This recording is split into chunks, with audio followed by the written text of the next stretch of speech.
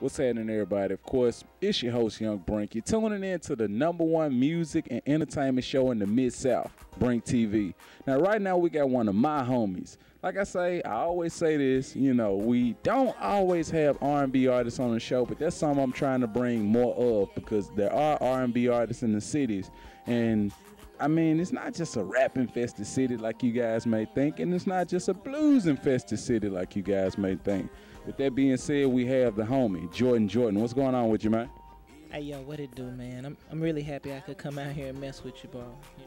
Most definitely. And of course, I got to say thanks for coming on my show. Now, stranger to Brink TV / the other show I used to host. I've been knowing Jordan for a few years now, and I've monitored his growth as an artist. Like, this guy has taken off. Like, I kind of saw it in him, you know what I mean? I ain't gonna lie, you know what I mean? I actually saw it in you when I first met you, you know what I mean? Your persistence, your hunger, and your thirst for knowledge of this industry. But not only mention that, his talent. Now, when I first saw you sing, and I gotta tell this story, When I first saw you sing, I believe it was at a Rising Stars event, right?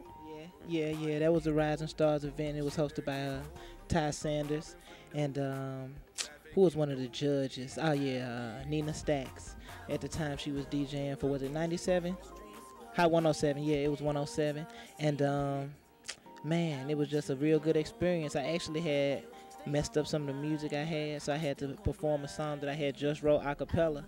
And I got the crowd to clap with me, and they was feeling it, and I won. You know what I'm saying? Singing a song a cappella amongst a group of nothing but rappers. You know what I mean? And if my memory is good, I'm a winner for you, right? Ain't that what you were saying? Yeah, that joint was tight, man. And I actually never got to record. I never performed it or sung it again after that. But after I won that, you know what I'm saying, proved myself among those groups of people, I just continued to prove myself, and here I am today, man. It took a couple of years, but I feel like I'm a lot closer than I was.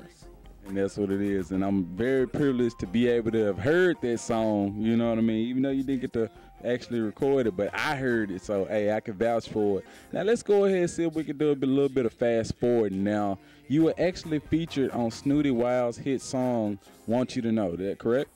Definitely, Doc. That's your boy singing on that hook, A lot of folks just recently coming to know that, you know what I mean?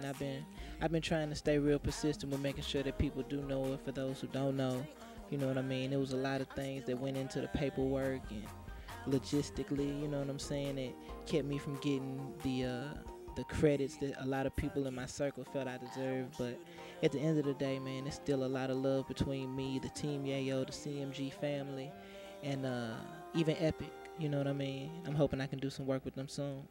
Most definitely. Let's go ahead and switch things over to the music side of things as far as your music. Now, let's talk about this single you have right now on iTunes. Go ahead and talk about it. It's Punch Your Clock, right? Definitely, yeah, man. I actually linked up with A1 Management, and from linking up with them, they listened to my song, Punch the Clock. I had about 7 songs that was ready, and done, but I let them hear the Punch the Clock when they feel like that was the one that would kind of be more eye-catching, you know what I mean? It kind of give that brand that I want to give myself, because I don't just make music just to kind of, get out here and make money off of it. Like, I try to make something that's really from something that I done lived or something that I felt. And I appreciate A1 Management because they understand that that's what I'm about, and they stand behind that. Now, of course, you just got back from Atlanta not too long ago. Now, I want to go ahead and talk about some of the names that you met, networked, and worked with, because I saw your Instagram. Your Instagram was popping. I mean, it was plenty of celebrities on your Instagram. And, of course, that's not something that every average person from Memphis gets to do, but you actually did it. So let's go ahead and talk about some of the names of the people that you worked with, and maybe if they gave you any advice or anything like that. Well, man, I met a lot of people since I got the opportunity to go to Atlanta, and even before Instagram, I had traveled to Atlanta a couple of times trying to meet people, but it just kind of all fell into place, after that Want You to Know record popped, and just being in the space of Snooty, being in the space of some of the CMG family, Team Yayo family.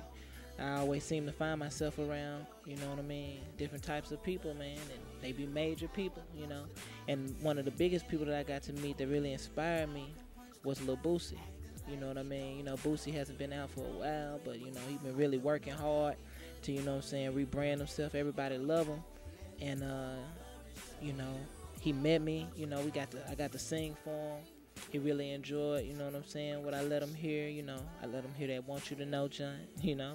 And he was just like, man, you know, you got a phenomenal voice. Just keep going at it, homie. You know what I'm saying? And he even gave me a little shout out on Instagram to let the people know that I was gonna be like one of the next up. So that really pushed me to want to keep going and, you know, go harder. Definitely. And of course, shout out to the homie Boosie. Hey, I love working with you at the concert you did at Mud Island just a few months ago. You know what I mean? It was amazing and really appreciate that footage. Now let's go ahead and get into the social media. You know what I mean? Social media, very popular, very prevalent right now. Go ahead and let the people know your Facebook, your Instagram, Twitter if you have one so they can keep up with you. For sure. Well, you can mostly get up with me on my Instagram, you know what I mean? I'm usually on there most of the time, and A1 Management be on there. So somebody's always looking and watching to see what's popping. And so you can follow me on there at Jordan Music. Or you can get with me on Twitter. That Twitter is Jordan 901. And then you can also get on me at that SoundCloud. Definitely check out that SoundCloud, man. I got some real nice music on there. Some original stuff, also some covers. You can get on there to that soundcloud.com/Jordan Music. Okay. Now, one question I do have, if someone out there is thinking about booking you or interested in booking you, what's the best way they can get in contact with you guys for that? The best way to do that is just get with A1 Management. You know what I mean? You can do Jordan901@gmail.com. That's the email that we like to use. You can also just hit them up. You know what I mean? 662-417-8231.